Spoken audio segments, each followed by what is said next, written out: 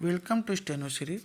यहाँ आपको 80 शब्द प्रति मिनट के हिंदी डिटेक्शन बोले जाते हैं जो आपकी आने वाले exams triple S C, steno 333 और 1224 के लिए बहुत ही महत्वपूर्ण है।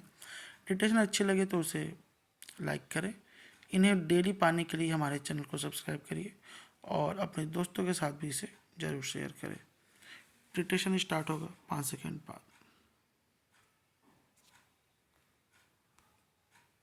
स्टार्ट। अमेरिका की टैरिफ नीति में बदलावों के बावजूद भारत की स्थिति मजबूत बनी रहेगी। उद्योग जगत का मानना है कि अमेरिका में टैरिफ को लेकर चल रहे उतार चढ़ाव के बीच भारत को अब यह देखना है कि अमेरिका जिन देशों के साथ पहले से व्यापार समझौते कर चुका है, पैराग्राफ, उन समझौतों में टैरिफ कितना रहता है और आगे समझौते किस रूप में लागू किए जाते हैं, उसके आधार पर आगे की स्थिति स्पष्ट होगी। हालांकि मौजूदा स्थिति के हिसाब से भारत का निर्यात क्षेत्र मजबूत स्थिति में रहेगा। इंजीनियरिंग निर्यात संवर्धन परिषद के अध्यक्ष पंकज चड्ढा कहते हैं कि अमेरिका ने नई व्यापार रणनीति के तहत सभी व्यापारिक साझेदार देशों पर शुक्रवार को 10% का ग्लोबल टैरिफ लागू करने की घोषणा की थी। शनिवार को इसे बढ़ाकर 15% कर दिया है। इसके मद्देनज़र अभी यह देखना होगा कि भारत पर इसका क्या प्रभाव पड़ता है।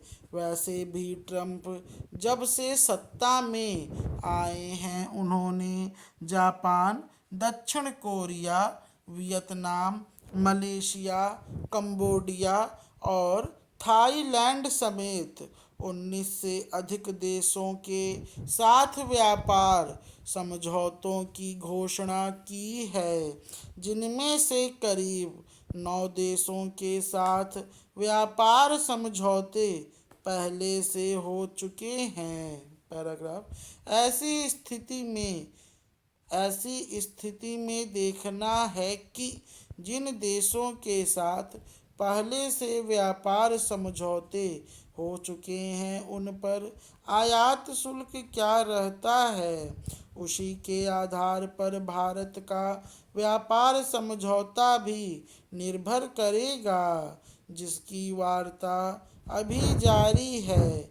हालांकि आयात शुल्क अगर सीधे तौर पर 15% रहता है तो उस स्थिति में भी भारत को कई उत्पादों को निर्यात करने में फायदा रहेगा।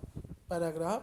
उधर जानकारों को कहना है कि ग्लोबल टैरिफ ढांचे में बदलाव से अंतर्राष्ट्रीय व्यापार प्रतिस्पर्धा का स्वरूप बदल सकता है। हालांकि भारतीय वस्त्र उद्योग को उम्मीद है कि मजबूत उत्पादन क्षमता, विविध बाजार और बढ़ती निर्यात संभावनाओं के कारण भारत अपनी स्थिति बनाए रखेगा। पैराग्राफ। रूस की प्रसिद्ध बेकाल झील की जमी हुई बर्फ पर चल रही चीनी पर्यटकों से भरी एक बस बर्फ टूटने से झील में समा गई। इसमें 8 लोगों की मौत हो गई। इरकुत्स्क क्षेत्र के गवर्नर इगोर कोबजेव के अनुसार मृतकों में 7 चीनी पर्यटक और बस चालक शामिल है। एक पर्यटक किसी तरह बस से निकलकर अपनी जान बचाने में सफल रहा।